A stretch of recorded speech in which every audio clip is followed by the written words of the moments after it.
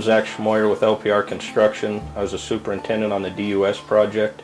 Quick rundown of the project: it consisted of 11 full-length trusses, 54 kickstand columns.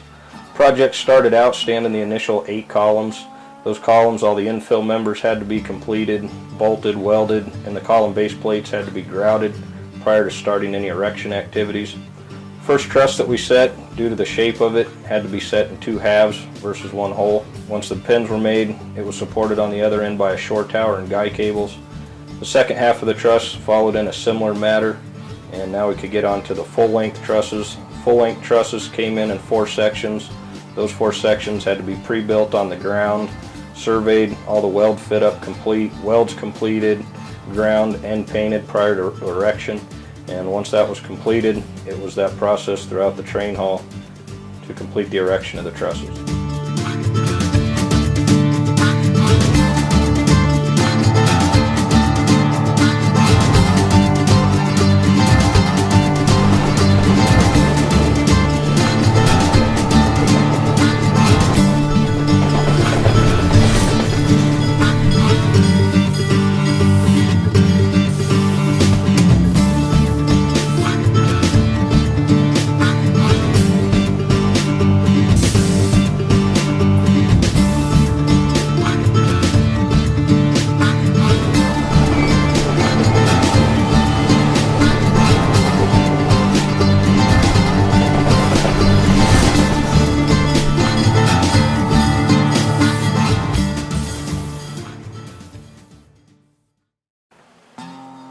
Due to the arch shape of the trusses, there was a significant amount of outward thrust on the kickstand columns.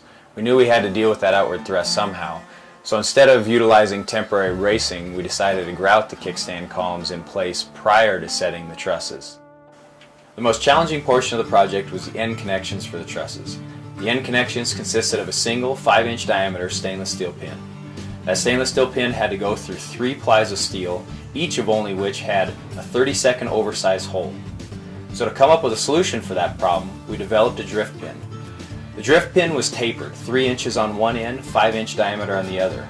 Stainless steel as well. We drove that drift pin through those 3 plies, bridge clamped the 3 plies together, removed the drift pin, and inserted the permanent pin, made the connection, cut the truss loose from the crane. Another difficulty with the project was the end connections for the braces.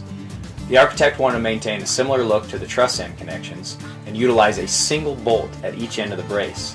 This was for the majority of the braces on the project between trusses. Each of the 11 trusses arrived at the field in 4 sections. Those 4 sections were full pin welded together on the ground.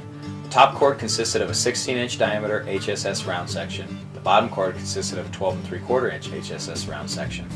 There were also full pin welds on all the cantilever trusses, as well as an interoculus 16-inch diameter HSS round section between the cantilever trusses. This made for a total of 5,600 linear feet of weld on the project.